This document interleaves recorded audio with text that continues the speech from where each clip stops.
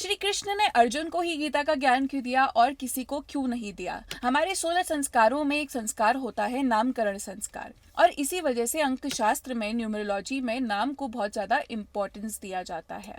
वैदिक कथाओं में जितने भी नाम बताए गए हैं वो उस पर्टिकुलर इंडिविजुअल के गुणों के बेसिस पे होते थे, जिसके जैसे गुण होते थे उनका नाम वैसा ही होता था।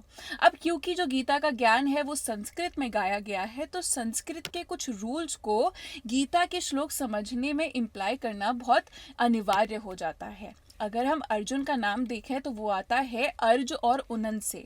अर्ज आता है पाणिनीय धातु अर्ज प्रतियत्ने से, जिसका अर्थ होता है निरंतर प्रयत्न करने वाला, निरंतर कर्म करने वाला।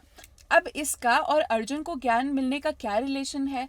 तो आप ये बात समझो कि आज के टाइम में भी देखो हर किसी के पास गीता का ज्ञान अवेलेबल है, पर कितने लोग उसको पढ़ रहे हैं, कितने लोग उसको समझ रहे हैं और कितने लोग उसको इम्प्लीमेंट कर रहे हैं, इन तीनों का जो प्रोपोर्शन है ना वो बहुत ज़्यादा डिफरेंट है। वैसे ही उस टाइम पर भी गीता का ज्ञान सुनने वाले लोग और गीता का ज्ञान इम्प्लीमेंट करने वाले लोग बहुत कम थे। और अर्जुन का जो बेसिक गुण था, जो नेचर था, वो था कर्म करना, प्रयत्न करना। तो अगर भगवान कह रहे हैं कि अर्जुन युद्ध करो, कर्म करो, तो अर्जुन का वो गुण था कि वो डेफिनेटली उसको इम्प्लीमेंट करेंगे ही करेंगे। इसलिए एक रीज़न ये था कि भगवान श्री कृष्ण ने अर्जुन को ज्ञान दिया।